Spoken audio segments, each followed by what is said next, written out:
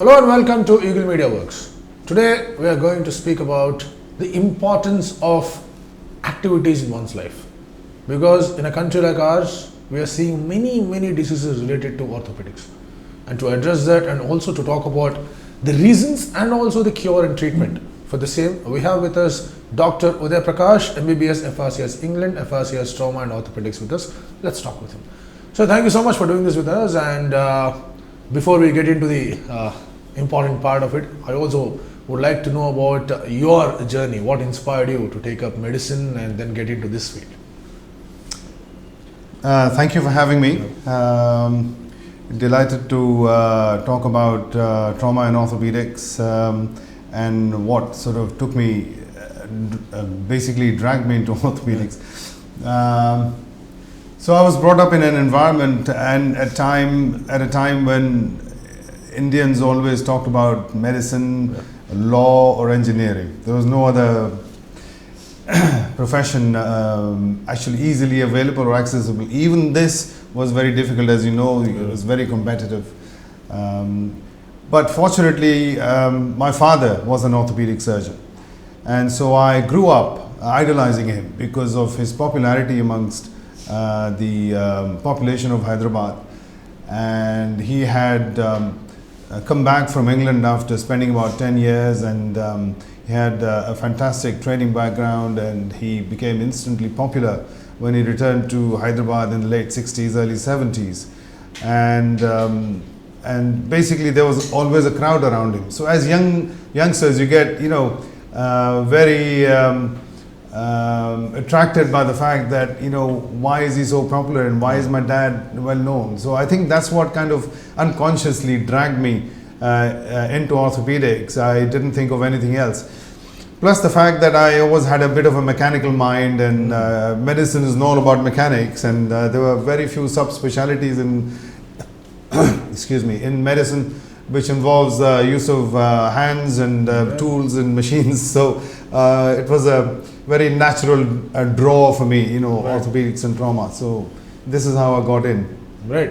And you have had a considerable experience in UK also. Yes. So how did that help you in terms of knowing more about orthopedics and also treating your patients? Pretty much half my life I spent in the UK, partly because I was born over there when my father was a consultant orthopedic surgeon. And when we came back to India, we spent, myself and my siblings, spent a good few years in Hyderabad. And one fine day, a good friend of his from England came over and said, if this boy needs to get training in medicine, he should come back to the UK, and we will look after him. He was a very good friend of my father's, so I ended up with them, with that family, and spent about 4 or 5 years, my 10th and plus 2 years over there, but came back to India for medicine purely because my father and family were still here, and they wanted me to study medicine in India. So basic medicine was done in India, but then as a junior doctor, as soon as I finished my internship, I went back. And so all my basic surgical training, my orthopedic training was in the UK, and my senior fellowship training in arthroplasty or joint replacement and sports injuries was in Adelaide, Australia. Okay. And then that kind of qualified me to become a consultant and honorary associate professor in the UK at Warwick University and University Hospitals of Coventry and Warwickshire in the Midlands of the United Kingdom. And then so that was from there I started my journey as a consultant in the NHS. And so essentially the training background was mostly British, the National Health Service. And so the training background is slightly different to the way the trainees are brought up in other countries, including India. Right. So there is, of course, there is a study that as we age, our bones and we get more prone to these injuries, and sometimes when there is no activity, suddenly something comes to us and we are again susceptible to this. But something that was actually agonizing me is the number of kids who are falling into this category who have problems in the orthopedics. What do you have to say about that? I don't think we can complete completely address the problem, but at least I can highlight the issues that we see in youngsters and elderly people. It partly stems down to the culture or the communities, various communities in India. The diverse culture is, everywhere you go, there are different beliefs, myths, both amongst parents, grandparents,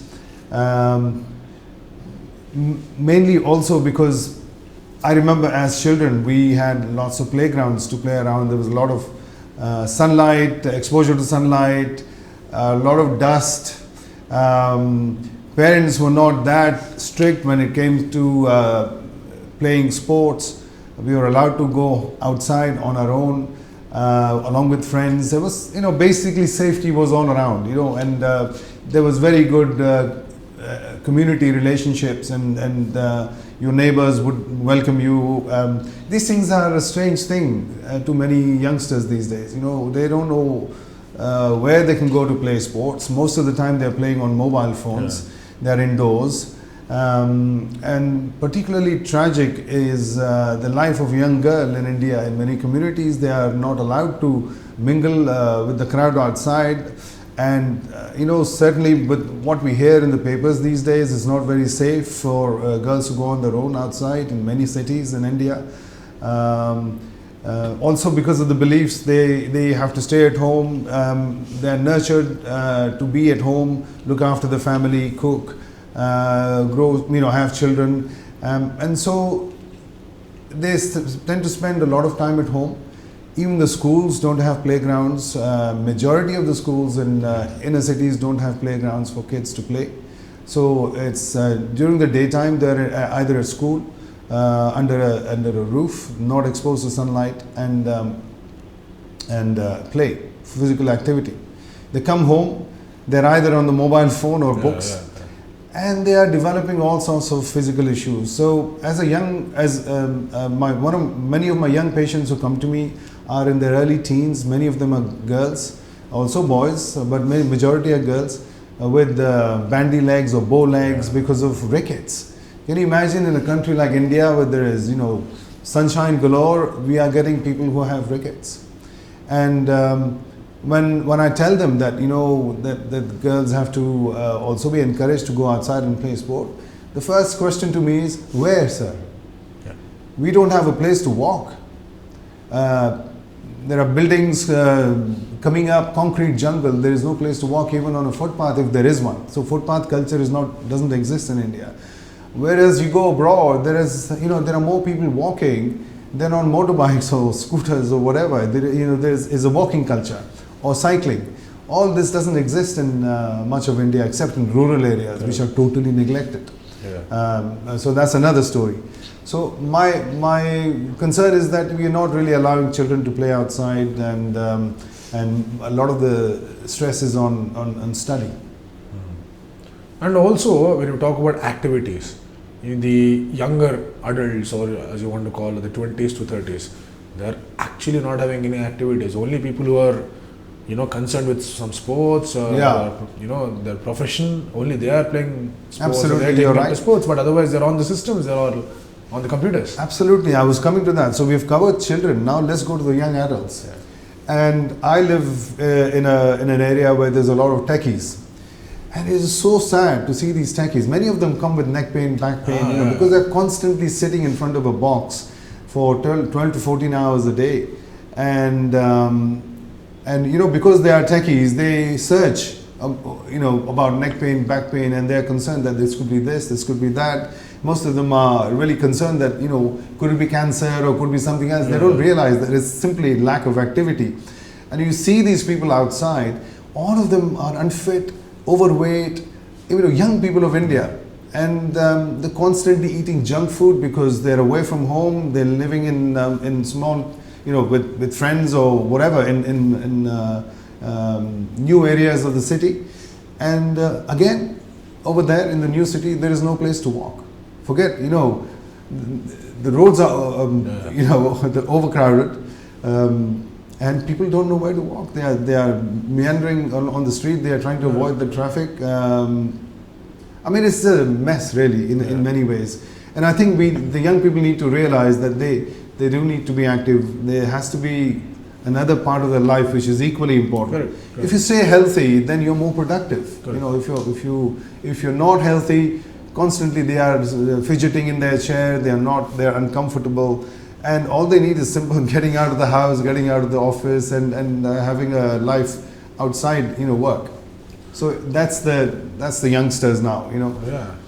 And also, sir, when I myself, interact with them, there's a lot of stress. They Yes. feel that, their health is being neglected and they are not able to do anything about that. And that also adds up to whatever they're facing currently. Yeah. So I think most of the patients also have this mental stress with the physical problem that they have. No, I think our Indian population is being exploited really because they are cheap, the cheap labor.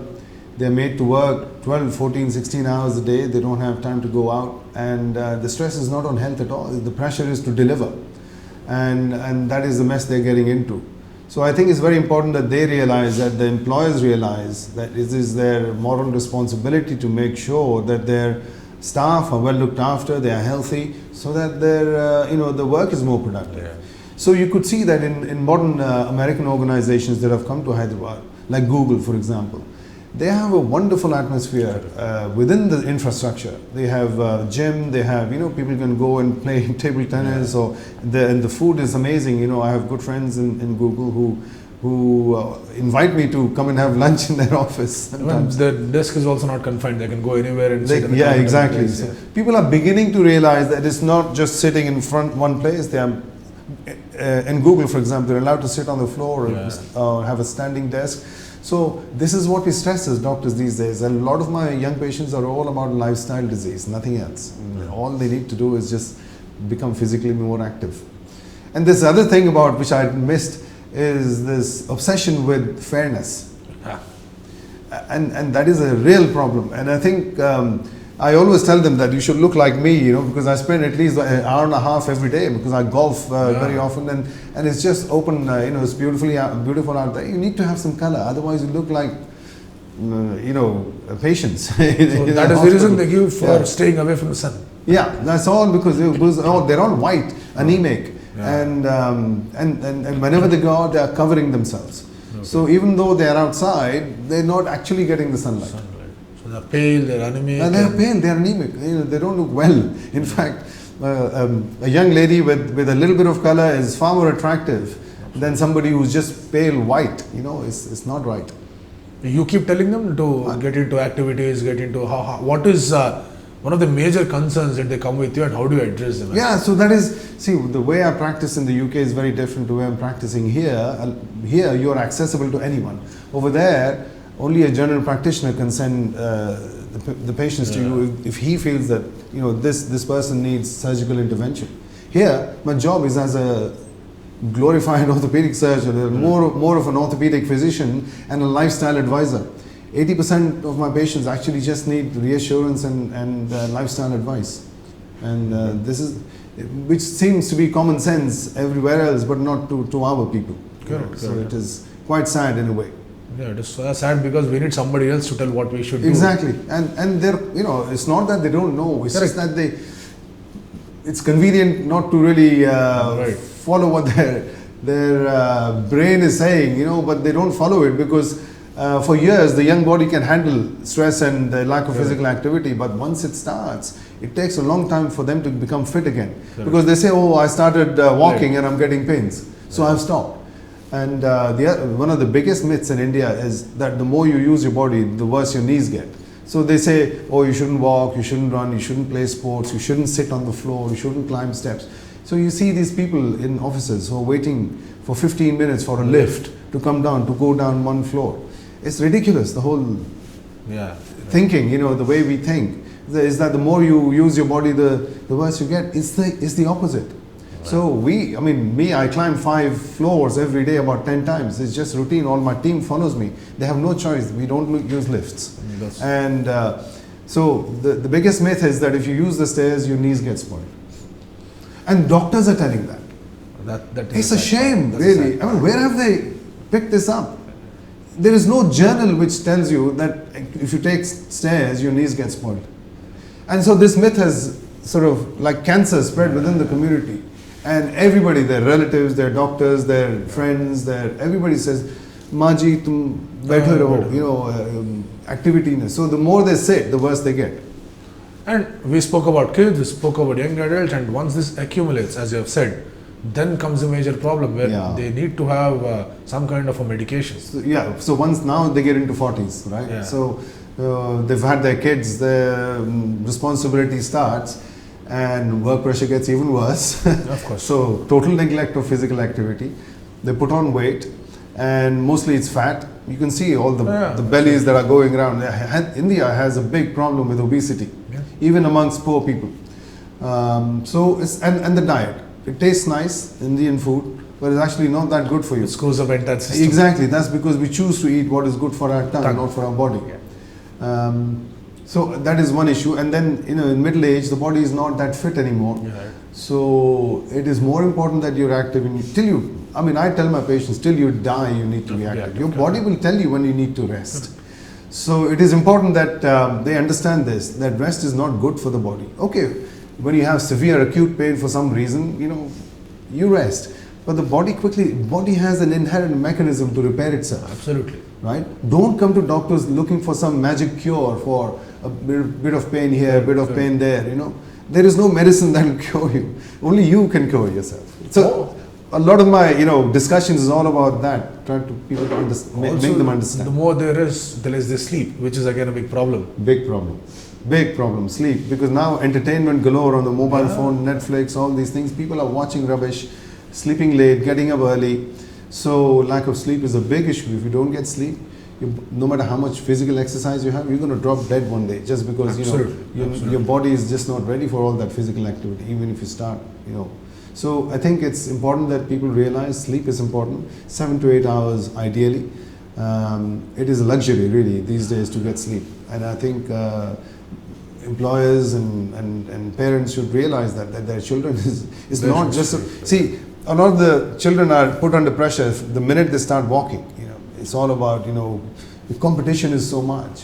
That's because in India, you know, you need to sit exams to get into universities, which is again kind of a sad situation, because if you go abroad, they just don't look at your marks, they look at you as a person, you know. And there are not just for the domestic crowd, they have places for foreigners. The metric needs to change in India. I think metrics need to change. We need better teachers. They need to be paid well so that people get into teaching as a profession. I think there are a lot of issues. I mean, the division of wealth is not something to be proud of. You know, everybody says that India is doing this, India is doing that. They've got so much money. Who has money? Yeah. Maybe the top 1%, or 10% at max. Absolutely. What about the rest? You know, so I think both Indian people and politicians need to realize that. Absolutely. There are no opportunities. Then, you know. No, you go outside. Look, I mean, just give you an example of Hyderabad. The politicians only concentrate on Hyderabad. What about the rest? You go to any other city on Telangana. It is not coming up the way Hyderabad is coming up. Absolutely. So we are proud of the fact. Yes, we are proud. Hyderabad is this, Hyderabad is that. It used to be nothing. Nizam's city laid back, which was good in a way good in many ways, because people were healthier then. But now it's just a sprawling mess. No planning. And that is again another issue when we have spoken about cities, but the body also needs a plan. And the body is completely going haywire because there is no plan. As you said, once they get into 40s, they have kids and all.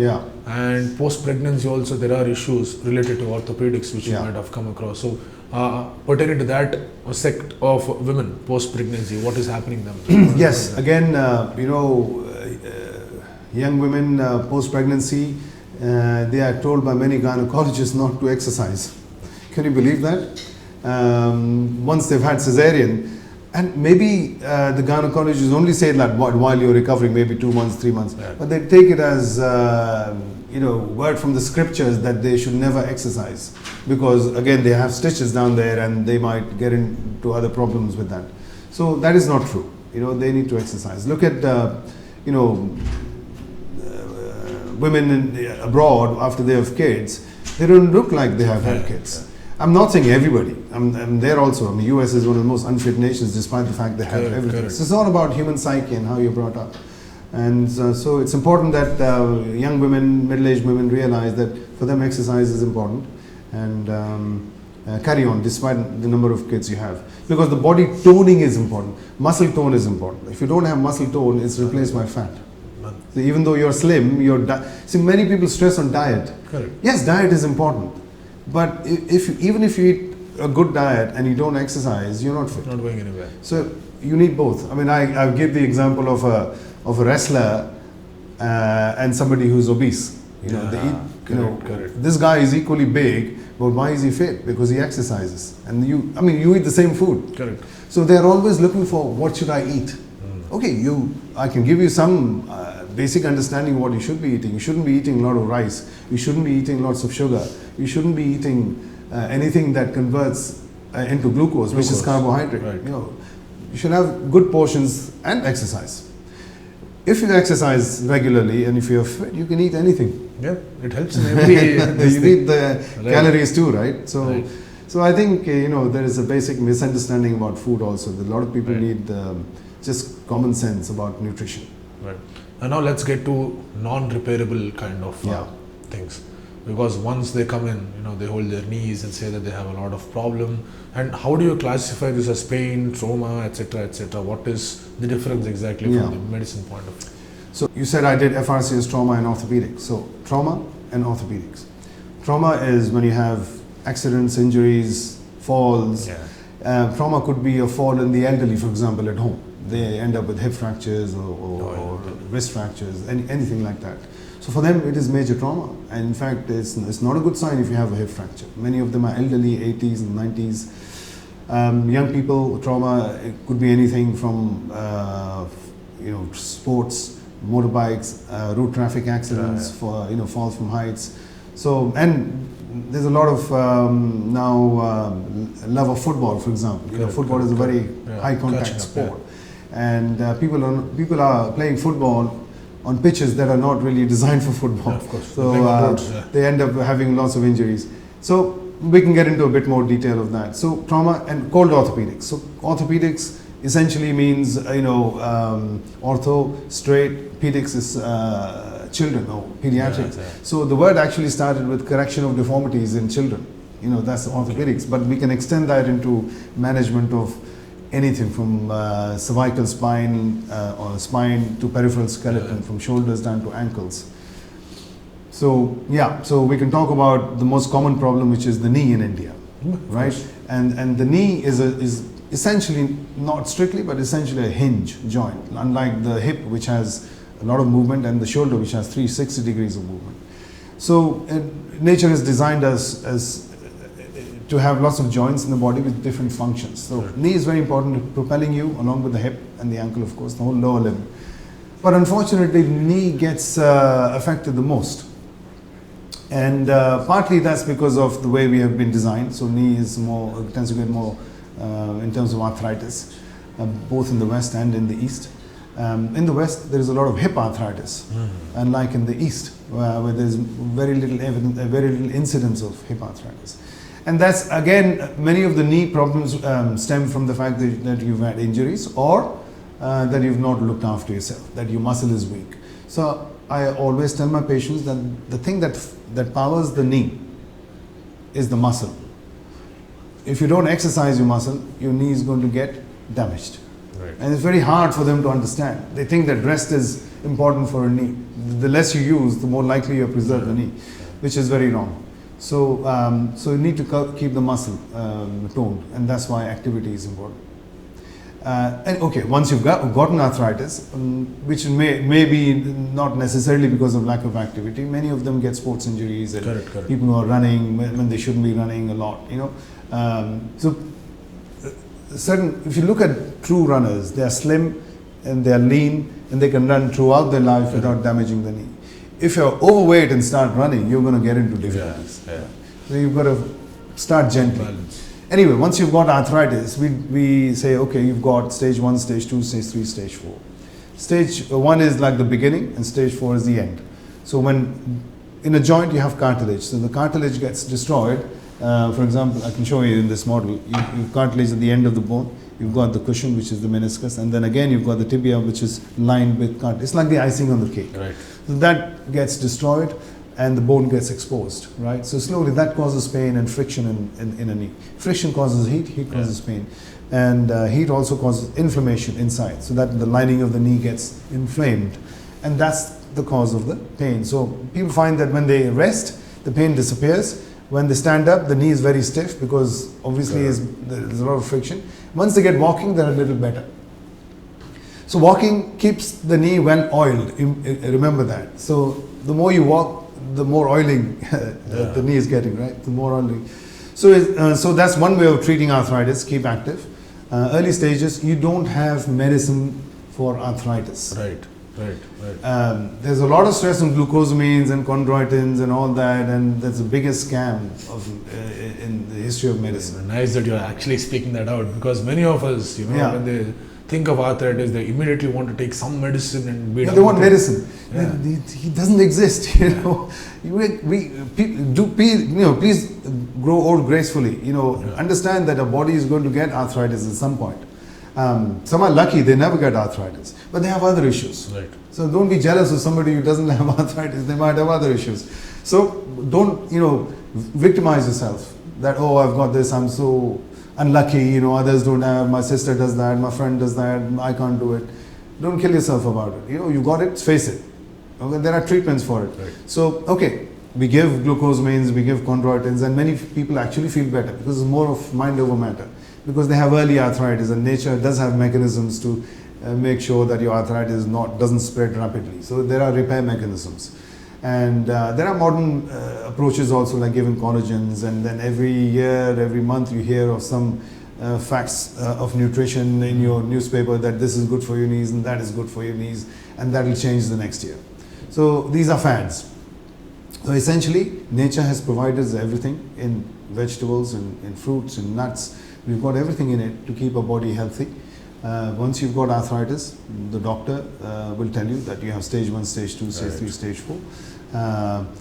We offer a conservative management, so physiotherapy, exercise for earlier stages, and maybe some intervention like injections, and later the last intervention would be joint replacement. Right. So this is the way, and there are a lot of myths about joint replacements also, and which do have a basis, but I think we can talk about it once you ask me any more further questions. Correct. Also, when you spoke about accidents and sports injuries, now we're coming across something like stress fracture. Yes. PV Sindhu having an ankle stress fracture, Jasprit Bumrah having a back stress fracture. So what is stress fracture? So it's repetitive stress, right? If you continuously do the same thing with same movement, you get march fractures in soldiers because they're being made to march every day for hours, So there is stress on one part of the body, and that can sometimes fracture. Or stress fracture in the sense, it doesn't actually break into two. Right. There is stress in the bone. You can see that on the MRI scan or some bone scans, technician scans. You can see that there is blood pooling over there. That means the bone is under stress. You take rest for some time, it improves. But then you should learn that the greatest physiotherapists realize that very early in their in the high level sports people, that you need to have a balanced body. Nadal actually had just one side which was strong, but then when his physiotherapists realized that actually only one side is strong, they started working on the other side. So the body has to be balanced, and that's how you avoid injuries. But people also suddenly start doing things because they feel that, oh, I need to run. Right. They start running. In India, people think that skipping is good for you. So they are like overweight and start skipping. When you skip, you're putting about 6 to 7 times your body weight through that knee. It's not ready for it. The bone is not strong enough. So you start gradually, start walking first, and then gradually fast, brisk walking, then jogging, then running. I'm not saying don't run, but just ease into it. Don't suddenly start. And this is what the gym trainers need to realize too. And the good trainers know that. So they will start off gently. And don't do the same thing every day. Same lifting, same, strive. Use all muscles of your body. So you move from one region of the body to another. Do different types. Yoga, for example. We have yoga in this country. And people don't realize how fantastic yoga is. The West is actually accepting it. So that is one of my prescriptions to most of my patients. So that is your your treatment, yoga. Now, as I've mentioned about replacements, joint replacements, and we have seen many replacements happening. We have seen few celebrities also endorsing knee replacements. For example, Ravi Shastri had a knee replacement recently. Dhoni, yeah. Yeah, so they had a knee replacement recently, and they have been telling that it has been helping them to walk, they are fine, they are able to maintain their weight and all of that. So what is happening with the common people in India? Why is there a myth? Why is there a fear when it comes to replacement? Because many of my patients from the old city especially, also from other areas of the city, other regions, they have been told that if you get a knee replacement done, you'll be in bed forever, you won't be able to bend your knee, you will not be able to walk. And people like to talk about the odd complication that somebody in their family might have had, and that's like Chinese whispers. It gets worse as it spreads around, you know. So, providing the doctor, the hospital setup, the theatres, and the whole ecosystem is good for having joint replacements done, then that's a place you should be going. Not somewhere where, you know, it's cheaper to get joint replacement there. You know, you need to look at the background of the pedigree of the hospital. Absolutely. It's very important. So I tell them, you know, any good worker in any profession, the worker has to be good to get a good result, right? And in orthopedics, especially in joint replacement, it's a team effort. I could do the most fantastic joint replacement, but if you don't have a good physiotherapist, if you don't put your mind to it, you will not get a good result. So for me, the approach is very different. I look at the patient first. I don't look at the X-ray, right? You know that this patient has severe arthritis just by looking and talking to them and examining them. X-ray just confirms your suspicion.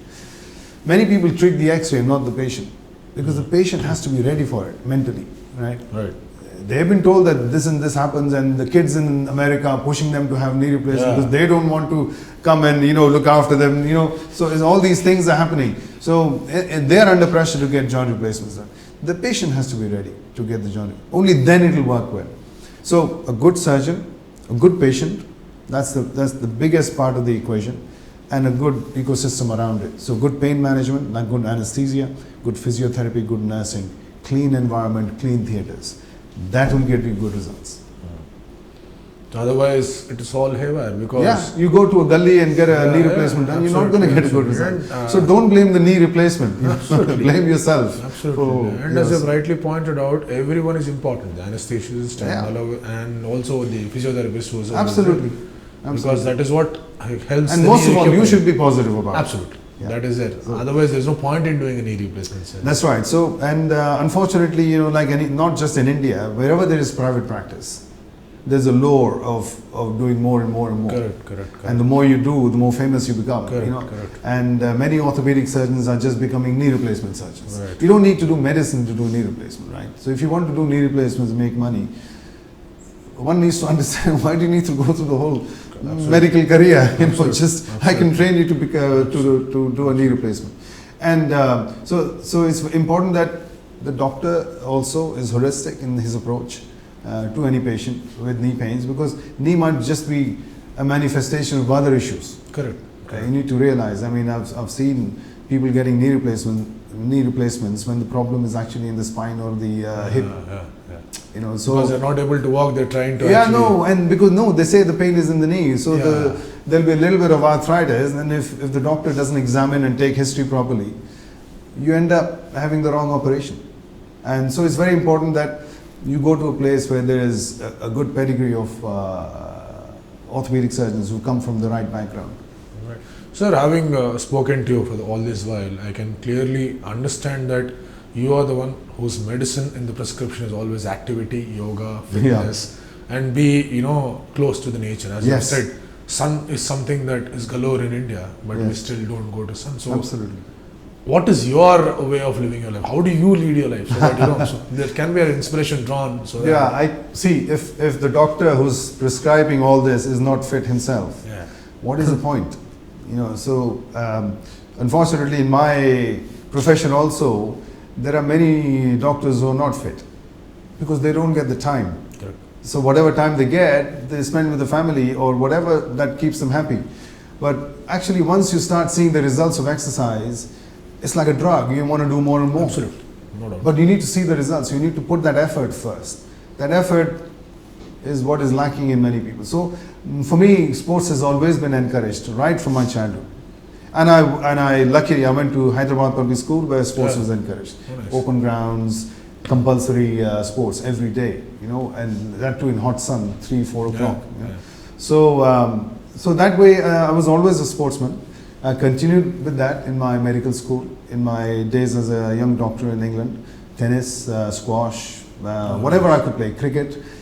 So that was in my blood. So and I continue to play sports. I still play squash. I got into playing golf after coming back to India, which is strange. But that's what keeps me sane. Working in this place, you need to have a good work-life balance. And life is not just going home, eating and sleeping. It's a lot more than that. So you need to be mentally happy. Health is not just a good heart or a good liver or a good liver or a good kidney. It's all mental too, right? So it's both mental, spiritual, and physical well-being. Used to be the definition of about health. Right. It's not just physical well-being. So it's very important that you are happy. So another thing I tell my patients: be surrounded by happy people. Have friends who make you laugh. Don't get surrounded by relatives who make you sad. And don't discuss your problems with others. Because they will always have some answer for you, some treatment for you which you won't like. It's always a disaster. So keep your health problems to yourself and only discuss it with the closest of your trusted people, and don't make it a public affair. Right. Also, sir, amongst the affluent people who can afford some bit of money, there has been a kind of a solution to their arthritis or to their physical problems is to play golf. Because I have G.R. Vishwanath, who have had the opportunity to meet and talk to him. He said he is suggesting all his friends to play golf at this age because that helps some kind of an activity rather than. Is that true or is that? No, that is totally false. Golf is a very technical sport. If you don't play well, you end up with injuries. Just like Bears had a freak accident or something. Correct? Yeah, I mean, many of my patients are golfers. Yeah. So technique is important. If you want to play golf, you're really interested, get coaching first. Right. Don't start hitting the ball just because. And it's very different to other sports because you're hitting a stationary ball. You're not hitting a moving ball. All our lives, you've been hitting a moving ball, right? Cricket, so tennis, table tennis, whatever. So it's a very different. It's a very technical and very frustrating sport. Correct. You need to give it a lot of time, right? And okay, you walk 14 kilometers in a full playing 18 holes, so it's reasonably good and healthy. But if you're not fit, so you need to exercise in addition to golf. So it's important that people realize that.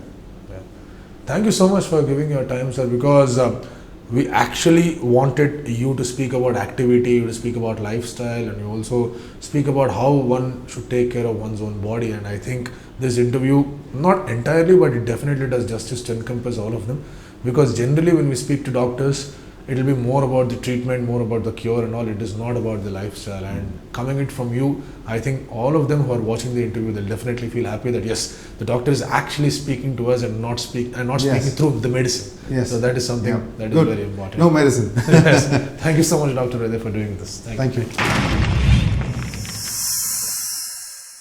Like and subscribe Eagle Media Works.